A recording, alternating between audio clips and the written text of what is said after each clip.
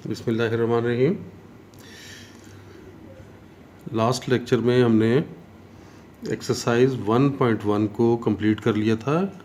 Unit 1 हम इस तो कर रहे थे, क्वाड्रेटिक इक्वेशंस का ये यूनिट है और इसमें हमने एक्सरसाइज 1.1 कंप्लीट कर ली थी और उसमें हमने कंप्लीटिंग द स्क्वायर मेथड को कंप्लीट किया था। अब नेक्स्ट एक्सरसाइज की तरफ आते हैं। उससे पहले मैं आपको क्वाड्रेटिक फार्मूला बता चुका हूँ कि क्वाड्रेटिक फार्मूला क्या है। इसकी डेरिवेशन मैंने आपको पिछले लेक्चर में करवा भी दी थी, क्वाड्रेटिक फार्मूला ड्राइव कैसे होता है। अब मैं जस्ट क्वाड्रेटिक फार्मूला आपके सामने लिखूँगा और फिर उसी फार्मूले को अप्लाई करेंगे और एक्सरसाइज के क्वेश्चंस करेंगे। तो देखें, क्वाड्रेटिक फार्मूला पहले लिख रहा हूँ।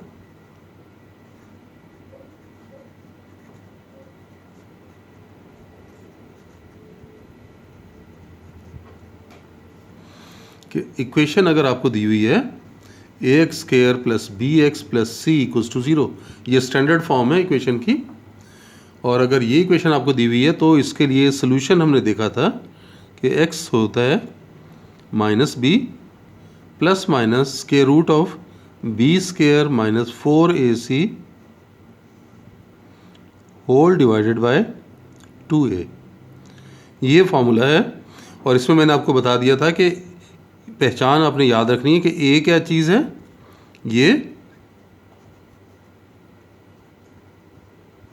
ये कोफिशिएंट ऑफ एक्स स्क्वायर होगा, जो भी उसे हम a से रिप्लेस करेंगे। फिर b क्या चीज़ है, कोफिशिएंट ऑफ x हो गया। और थर्ड वन c जो है ये कांस्टेंट टर्म है। कांस्टेंट टर्म ऐसी टर्म जिसमें वेरिएबल इन्वॉल्व ना हो। अब हम इसको अप्लाई करते हैं। एक्सरसाइज स्टार्ट कर लेंगे। एक्सरसाइज 1.2 में आपको कहा गया है कि solve the following equations using quadratic formula. As a sample एक दो क्वेश्चन हम करेंगे, सारे क्वेश्चन नहीं कर रहे हैं। इसमें देखें, अगर हम इसका क्वेश्चन नंबर 8 ले लेते हैं, क्वेश्चन नंबर 1 का 8th पार्ट। इसको अगर आप देखो तो ये x plus 2 over x minus 1 फिर minus 4 minus x divided by 2x equals to 2 whole 1 by 3, ये है। इसमें पहले भी हम कर चुके हैं। मैंने आपको बताया था कि सबसे पहला काम आपके क्या होता है कि आपने इक्वेशन को स्टैंडर्ड फॉर्म में कन्वर्ट करना है। और अगर फ्रैक्शन आ जाए तो फ्रैक्शन के केस में आपने जो डिनोमिनेटर में वैल्यूज़ मौजूद हैं उन सब का एलसीएम लेना है, इंक्लूडिंग राइट हैंड साइड। जो भी एलसीएम बनेगा उस एलसीएम से पूरी इक्वेशन को आपने मल्टीप्लाई कर देना है। तो यहाँ पर देखें 3 आ रहा है, फिर 2x आ रहा है और x माइनस 1, तो 3 इंटू 2 कितना हो जाएगा 6। तो 6x इंटू एक्स माइनस 1, ये एलसीएम बना। तो आप यहाँ पर इससे मल्टीप्लाई कर लो।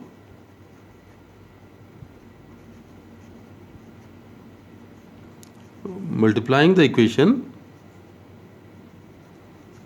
Bye 6x into x minus 1। तो ये 1 बाय 1 तमाम से मल्टीप्लाई करेंगे। लेफ्ट साइड पे 2 टर्म्स हैं, राइट साइड पे 1 टर्म है। तो ये देखें 6x इंटू एक्स माइनस 1, इससे पहली टर्म को मल्टीप्लाई कर रहे हैं x plus 2 divided by x minus 1। फिर नेक्स्ट है माइनस का साइन, ये माइनस लगा लिया।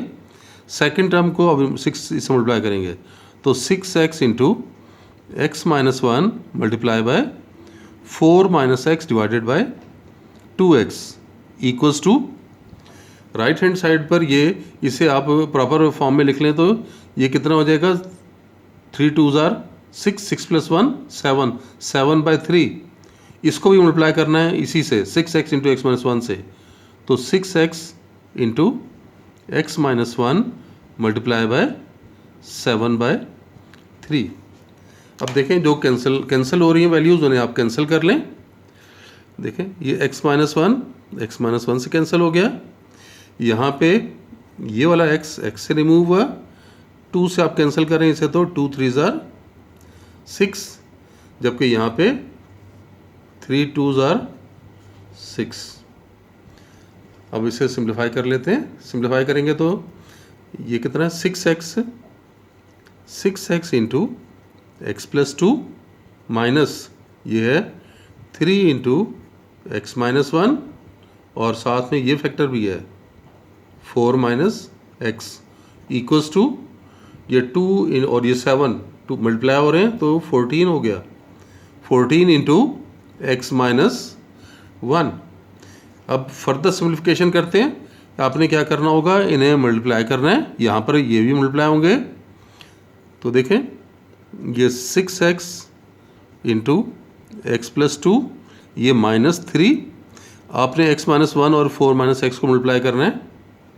तो अब देखें क्या बनेगा, x से मल्टीप्लाई करेंगे तो 4x, फिर इस x को x से मल्टीप्लाई किया तो -x², फिर आपने -1 से मल्टीप्लाई करना है, -1 into 4 -4 -1 into -x minus into minus plus, तो ये प्लस x हो गया और राइट साइड पे 14 इंटू एक्स माइनस 1, तो ये आपके पास 6x इंटू एक्स प्लस 2 और -3 4x और ये x लाइक टर्म्स हैं, ऐड कर लें 4x प्लस x कितना हो गया 5x माइनस x² और -4, जबकि राइट साइड पे 14 इंटू एक्स माइनस 1। अब ब्रैकेट्स ओपन करें तो 6x मल्टीप्लाई करेंगे x प्लस 2 से तो ये बना 6x², 6 इंटू 2 12x। उसके बाद -3 से मल्टीप्लाई कर रहे हैं, ब्रैकेट के बाहर देखें माइनस का साइन भी है, चेंज होंगे signs, -15x minus into minus plus 3x², फिर minus into minus plus 12 equals to, यहाँ पर आपने 14 से मल्टीप्लाई करना है, 14x माइनस 14 अब स्टैंडर्ड फॉर्म में कन्वर्ट हो जाएगा, 3x² और 6x², ये तो बन गया 9x² प्लस 12x माइनस 15 तो -3x और ये प्लस 12 ये वाला, इन दोनों टर्म्स को लेफ्ट साइड पर शिफ्ट कर लें, -14x और ये 14 इधर आएगा तो +14 इक्वल्स टू 0। बस अब स्टैंडर्ड फॉर्म बनने लगी हमारी, 9x², x देखें -14 और -3 तो -17x और 12 और 14 ऐड होंगे तो 26 इक्वल्स टू 0। तो ये आपके पास इक्वेशन स्टैंडर्ड फॉर्म में आ गई। नेक्स्ट आपने अब इसके ऊपर क्वाड्रेटिक फार्मूला अप्लाई करना है। तो क्वाड्रेटिक फार्मूले के लिए यहाँ पर आप इसे लिख लें, चलें, हेयर ए मैंने क्या बताया था, x² के कोफिशिएंट को हम a का नाम देते हैं तो ये 9 होगा। फिर b आप देखें, b क्या है, x के कोफिशिएंट को b का नाम दिया गया था, -17 हो गया। उसके बाद कांस्टेंट टर्म को c कहा गया था, ये c हो गया। आपको ये मालूम है कि as x equals to -b plus minus b² minus 4ac² divided by 2a। अब इसमें वैल्यूज़ पुट करते हैं। वैल्यूज़ पुट करने पे देखें क्या बना, -b, ये वाला माइनस इसी तरह आ गया, b नेगेटिव है तो ब्रैकेट का इस्तेमाल करें ताकि -17 को प्रॉपरली लिख सकें।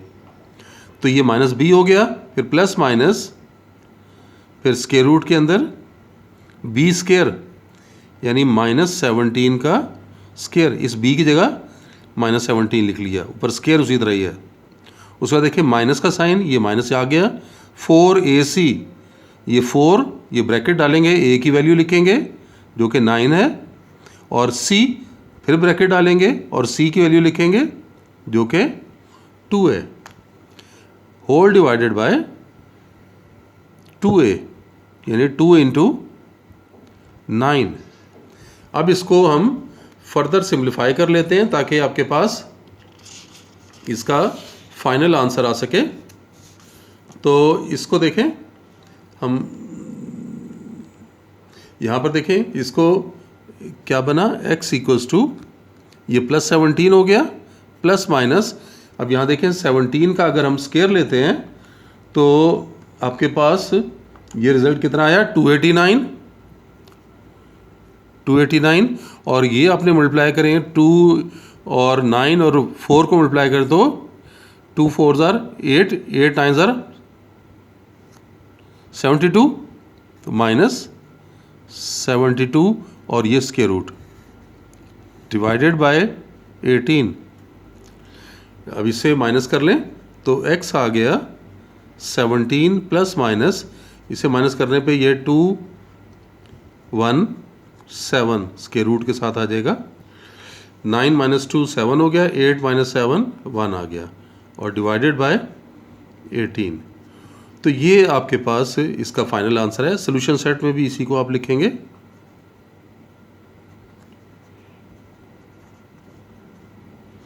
आपको इसके फर्दर आंसर्स नहीं निकल सकते तो इसी तरह से आप लिख लेंगे, क्योंकि 18 का 217 का स्क्वायर रूट आप नहीं निकाल सकते। 217 का अगर हम स्क्वायर रूट निकालना चाहें तो वो आप देख सकते हैं कि वो स्क्वायर रूट हमारे पास नहीं आता। तो ये हमने क्वाड्रेटिक फार्मूला को अप्लाई करके इसका सलूशन फाइंड किया। अब अगर आप देखें तो हम क्वाड्रेटिक फार्मूले में इक्वेशन को सबसे पहले रिड्यूस करते हैं स्टैंडर्ड फॉर्म में। जब इक्वेशन स्टैंडर्ड फॉर्म में रिड्यूस हो जाए उसके बाद हम उसकी आइडेंटिफिकेशन करते हैं कोफिशिएंट्स की, कि एक्स स्क्वायर का कोफिशिएंट उसे आप ए लिखेंगे, फिर एक्स के कोफिशिएंट को बी लिखेंगे। यहाँ देखें मैं आपको इसे समराइज़ कर रहा हूँ, ये कि जब आपने इक्वेशन को कन्वर्ट कर लिया स्टैंडर्ड फॉर्म में तो उसके बाद एक्स स्क्वायर का कोफिशिएंट ये देखें 9 था, उसे मैंने ए लिखा। एक्स का कोफिशिएंट -17 है और एक्स के कोफिशिएंट को बी से रिप्लेस किया गया, और जो कांस्टेंट टर्म है यानी इक्वेशन में वेरिएबल के बगैर जो टर्म है उसे हमने सी से रिप्रेजेंट किया, और फिर क्वाड्रेटिक फार्मूला लिखा। ये क्वाड्रेटिक फार्मूला हम ड्राइव कर चुके हैं पहले भी, और हमने इसमें फिर 1 बाय 1 ये वैल्यूज़ प्लेस करनी है।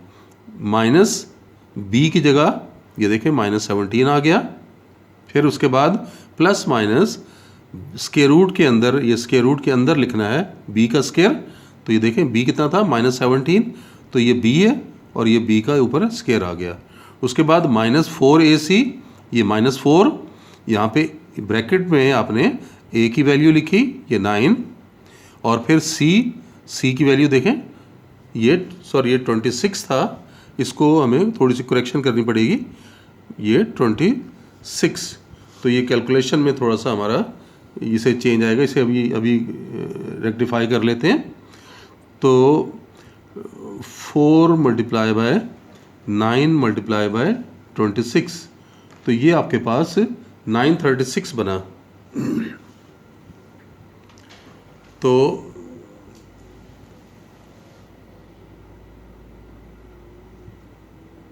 (936) के साथ आ रहा है ये। अब फर्दर आप देखें तो इसको भी सिंप्लीफाई करना पड़ेगा। 289 - 936 दैट इज -647, तो ये -647, तो -647 ये आएगा। तो यहाँ पर देखें मेथड आपको जहन में होना चाहिए कि क्वेश्चन को अटैम्प्ट कैसे करना है, इक्वेशन को स्टैंडर्ड फॉर्म में कन्वर्ट करना है, और स्टैंडर्ड फॉर्म में कन्वर्ट करने के बाद कोफिशिएंट्स को रिप्लेस करना है क्वाड्रेटिक फार्मूले में, और उसको जितना सॉल्व हो सकता है उसे आपने सॉल्व कर लेना है। आज के लिए इतना ही। नेक्स्ट वीडियो में इंशाल्लाह एक क्वेश्चन और इसका करेंगे क्वाड्रेटिक फार्मूले से रिलेटेड। तब तक के लिए अल्लाह हाफिज़।